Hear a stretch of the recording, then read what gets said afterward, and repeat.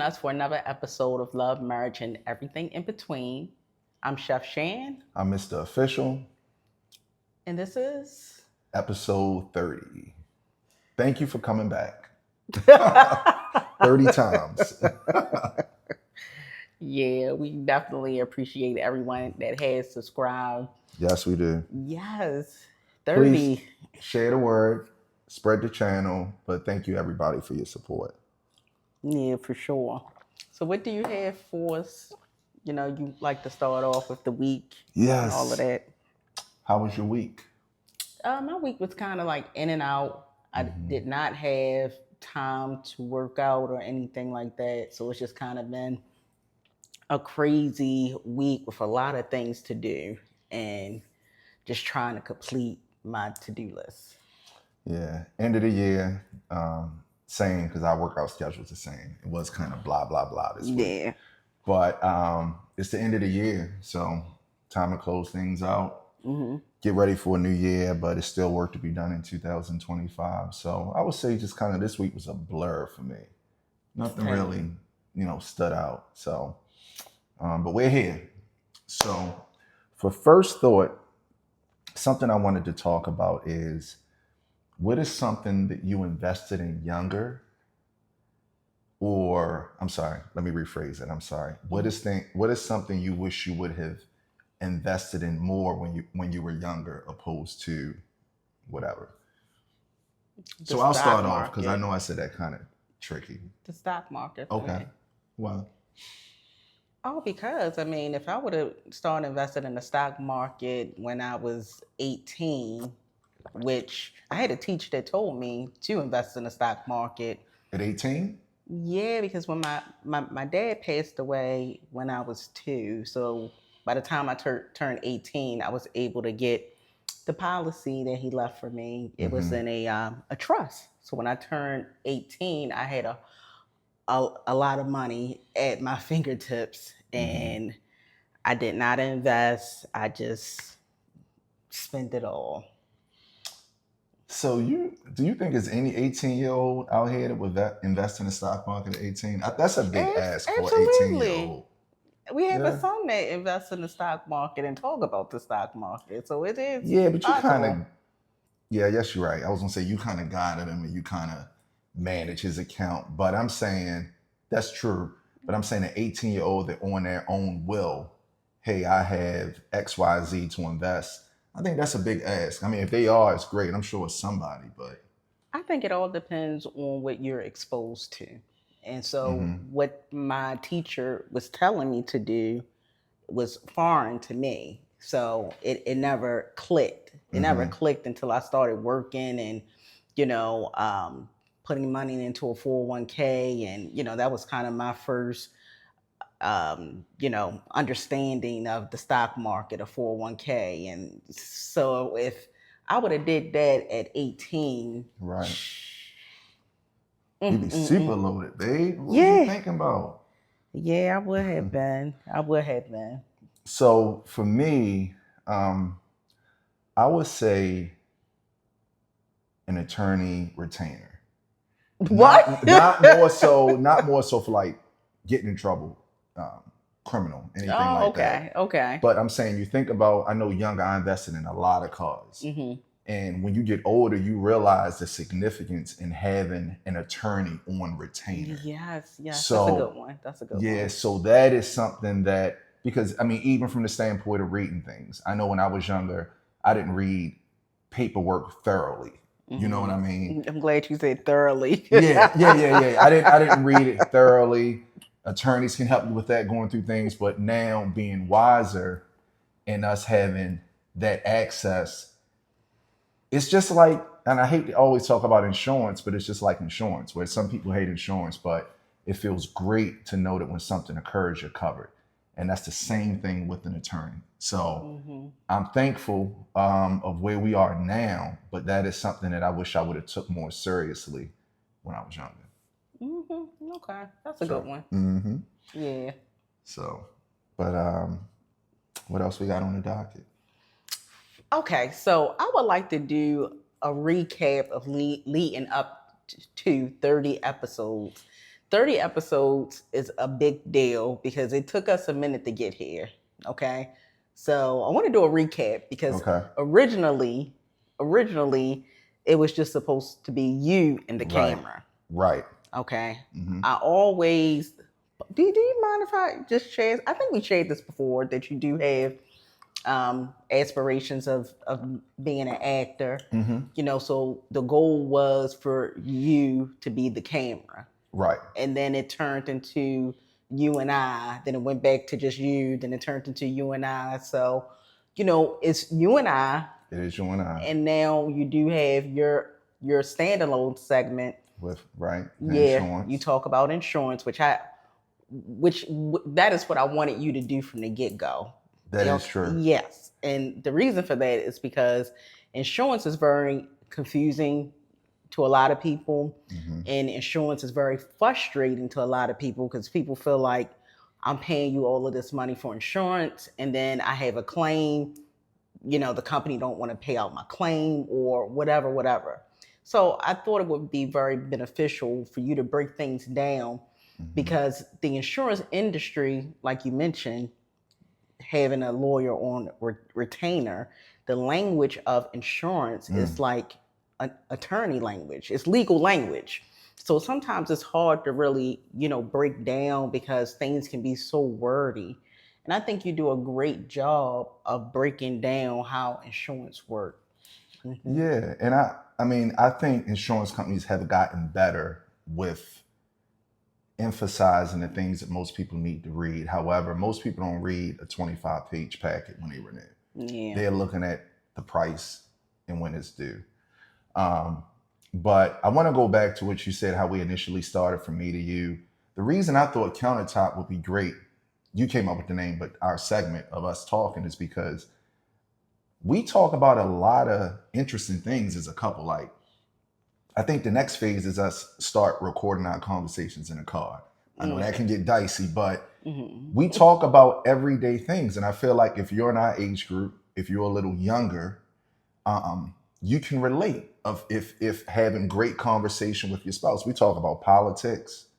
We talk about basketball all the time. Yeah. We talk about the food industry, how food impacts us. We talk about health, workout goals. And to me, I wanted a space where we talk about things that everyday people talk about. Because a lot of podcasts, you see people talking about pop culture, celebrities, which is cool. But what about everyday people that have gaps in knowledge or things that we're knowledgeable of? Because we talk with people and we get knowledge of things.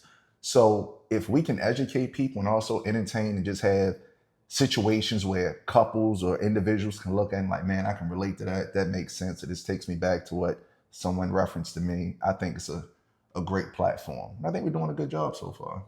Yeah, and one of our episodes we talk about having that miscellaneous drawer in the Black families. We got like a lot of comments on that. So right, yeah, for sure. So are you ready to do the honors? We're gonna pop a little. Now this is about to be funny because anytime there's some champagne that's open, somebody has a panic attack. Keep it real for the camera. Get up and run. No, I'm just going to turn my head while you Like know. she will go in another room to make sure that this thing doesn't. Yeah, because I don't want it to slip out your hands or anything Has like it that. ever?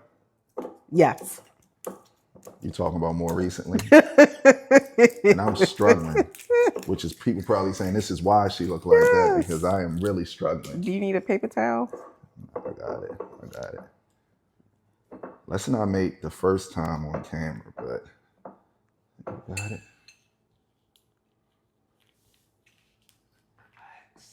Okay. Okay. This is okay. Whew.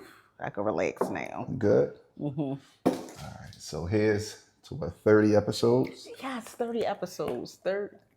We need everybody to put a wine glass in the comments so that you guys can have a toast with us when this video drop.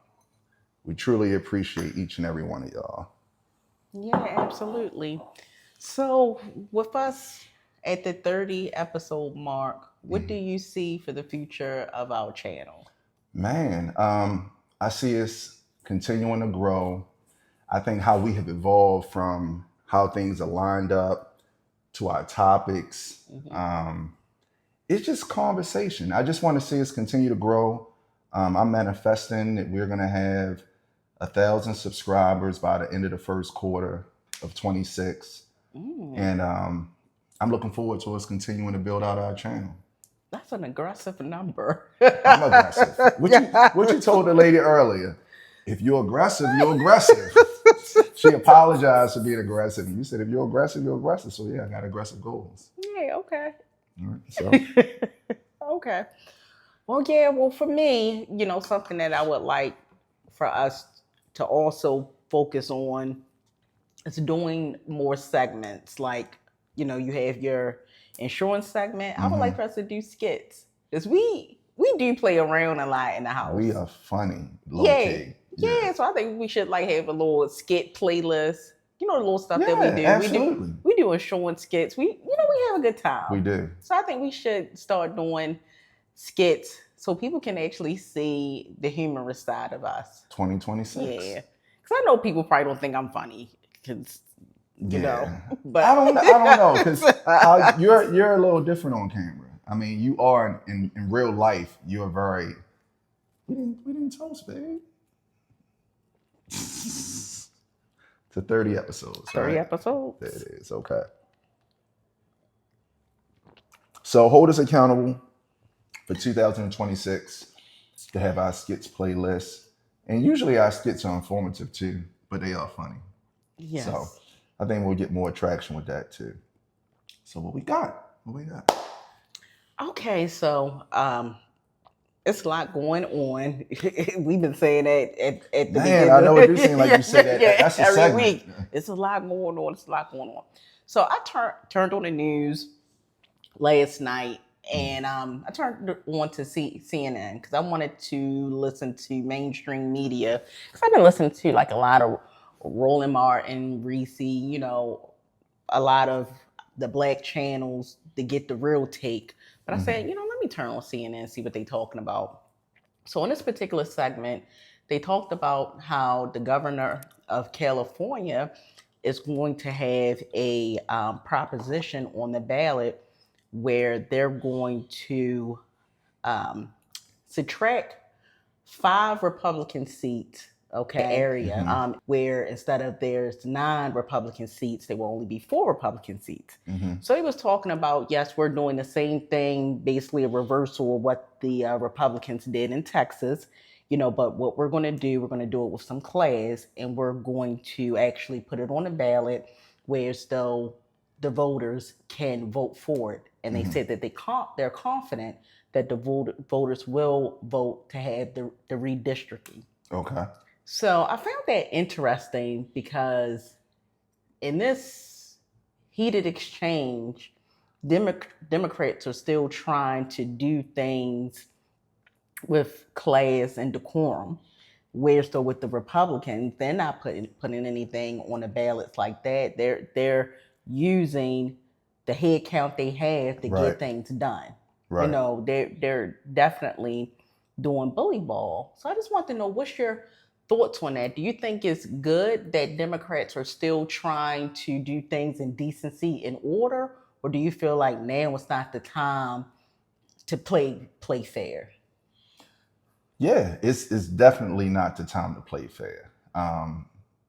Democrats are coming off real soft, and something we always talk about is that you have to read the room, as we say, with everything that's going on. Yeah, it was very classy for them to put it on a ballot, but let's make it happen, because these Republicans, man, they're coming off like hungry huskies right now. And hot take, I mentioned this to you earlier. We did vote today, right? But I understand the folks that at one point said that there's no benefit in voting. Now, I'm not telling anybody not to vote. I still will vote. However, with everything going on, those people that have a strong stance to say, I'm not voting, it doesn't matter, To a degree, I understand why they say that, because in my eyes, Democrats and Republicans are reality TV. On TV, they're at war. At night, they're drinking bourbon and champagne. So it's tricky right now because we need the Democrats to be loud. We need them to be loud right now. If there's any time to change up the whole Democratic Party, it's now is a time to be loud and to really flex, because Republicans, it's like they DJ Khaled, all they do is win. You know, all they do is win. And while we're playing softball and playing it safe, our world is changing right before our eyes. And what are the Democrats doing for us? Who's the leading candidate for the next presidential term? And their terms are very important. It's actually the governor of California. Oh, Governor. Okay, I understand. Yeah. Well, I understand the move now. Yeah. I understand. Okay. Well, that's good. That's good. What's his name? I haven't. Newsom. Let me see here. Governor of California. That's good. I see why he put it on the ballot. Yeah, Gavin Newsom. Got it. Okay. So yeah, I mean, it's time. It's definitely time. Yeah, and to be honest, I think that he's going to give Trump a run for his money. It's Trump's second term, so he's oh done yeah. Well, what's the guy named J.D. Vance or whatever? He'll probably run. Okay. Yeah, he got the look. Yeah, he got the look. So yeah, so we definitely need some change. So my next question to you, another topic that has been trending in political news, is the push for Charlie Kirk to have a statue in the campuses in Florida. So the college campuses all across Florida, they are pushing to have a statue at each campus, even HBCUs. And if the campus denies this request, they're going to hold funding. They're going to hold money. So that's another aggressive approach that the Republicans are taking. So I think at this point, before you answer, I want to say this nugget. Right now, I feel like it's not about black or white. It's really good versus evil. That's a good point. Yeah, it's like, are you with this? Are you with this as a white person that is a good person? Are you with this? So it's either you with it or you're not. Either you good or you not. Yeah, so I'm not with it. I think that it is very unfortunate what happened to him, because I'm a father, I'm a husband. Nobody's life should be taken because you disagree with them. So I'll start with that. But on the flip side, no, he can be important to you. Put a statue of Charlie Kirk in your lawn. Don't bring it to HBCUs. Don't bring it to universities and threaten them that if they go against it, they're not. No, because it's not about the individuals that's making this bill. I mean, if students are going to college to learn, and you're telling me because the institution doesn't agree that you're going to hold back funding so that these students can't learn, which are our future, it's ignorant to me. So I'm not with it. If it is that important for you, put these statues in your lawn, put them in your home, but don't impose your will on us. So this is what they are saying. In Florida, there is a legislative proposal from Kevin Steele that will require public universities to rename one campus road after Charlie Kirk, as well as a statue. So the require word is what I have an issue with. Yeah. If Florida State University decides they want to comply, great. but it's either it's screaming my way or the highway. Yeah, and it's crazy because we went through a overhaul of removing these We statues did. from, We did. The Confederate. yeah. So we already went through this, spending taxpayer money to remove these statues from public places and universities, and now we're trying to redo all of this again. Yeah. Yeah. I'm not with it. It's if you're not reading the room right now of what is going on, if you are being distracted by social media, you're just not getting it. Like right now, I would say our government, Republicans are being very intentional with their actions. Yeah. And I appreciate that because now it's no sugarcoating anything. They're showing what they're about. They're showing who they're for, and you got to read the room, and you have to be nimble. We talk about this all the time.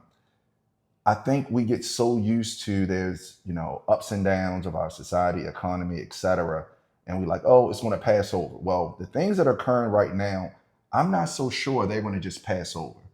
I feel like the things that are occurring right now in our country are going to have a long lasting impact for years and years to come.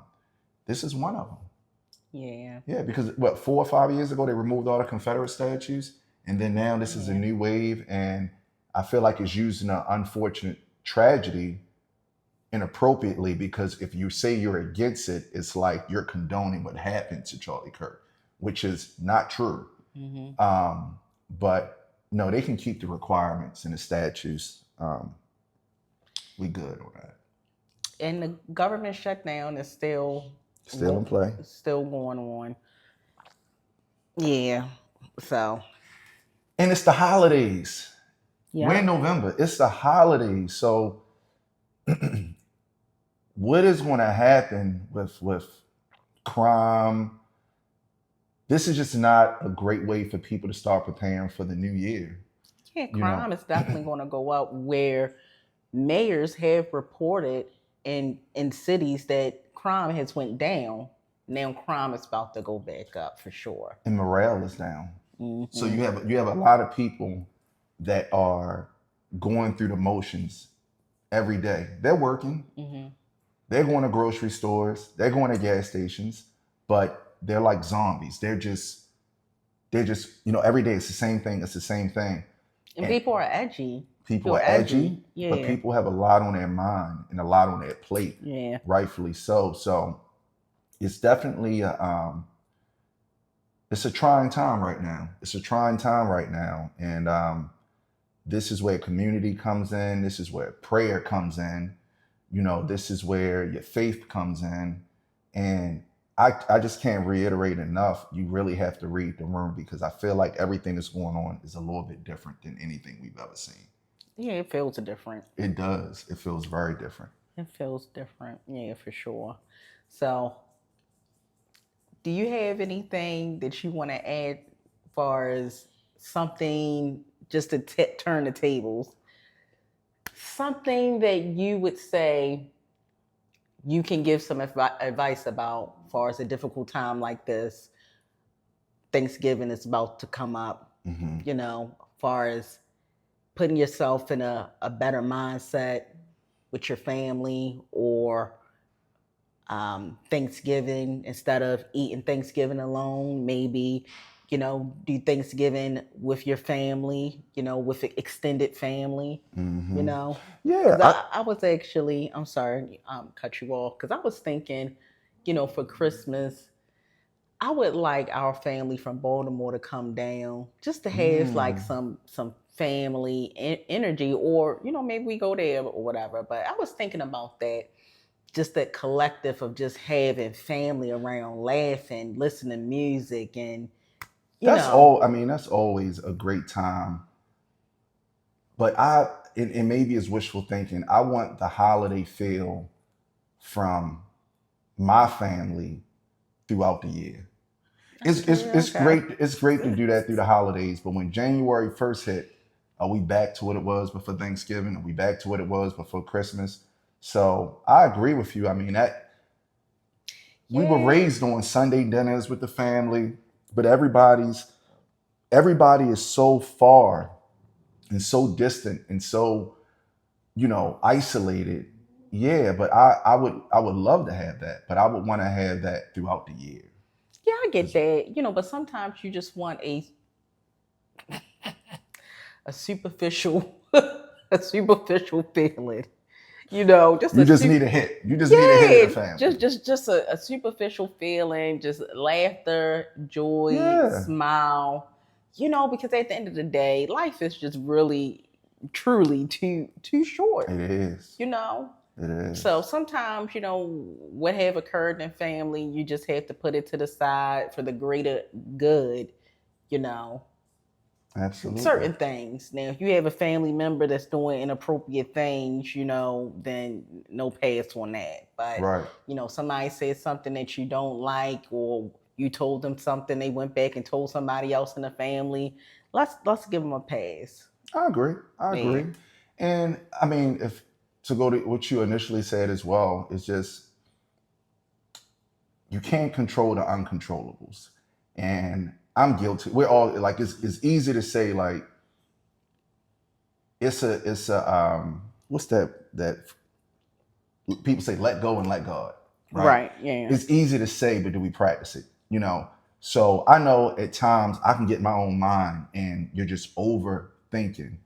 But if we're going to stay true to what we say, I would definitely say you can't stress yourself out of things that's out of your control. The things you can control, absolutely. You get a bonus, a holiday bonus for the holidays from your employer, and you use that bonus to splurge on some things that's been in your cart for the last few months, knowing that January is going to come with the bills, extra bills you may have had for the holidays. That's a controllable because you didn't have to purchase those things in your cart. But the things that's happening around us with our society, with SNAP, with our government, with redistricting, you can't control it. You just have to stay steadfast in your beliefs and your faith and your prayer. And that's all we can do. Mm-hmm. So I don't know, man. I still remember childhood, and it just seems like in the 80s, people were just so different. And now people are very, very different. I mean, it's I would say, tell me if you agree or not.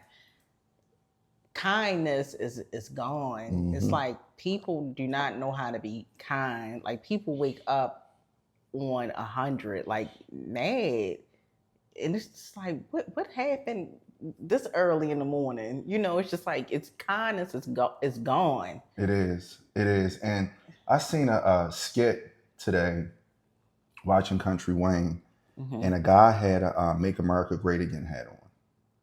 And there was a black guy that instantly, it was very real. It was just like, already, I know what type time he's on.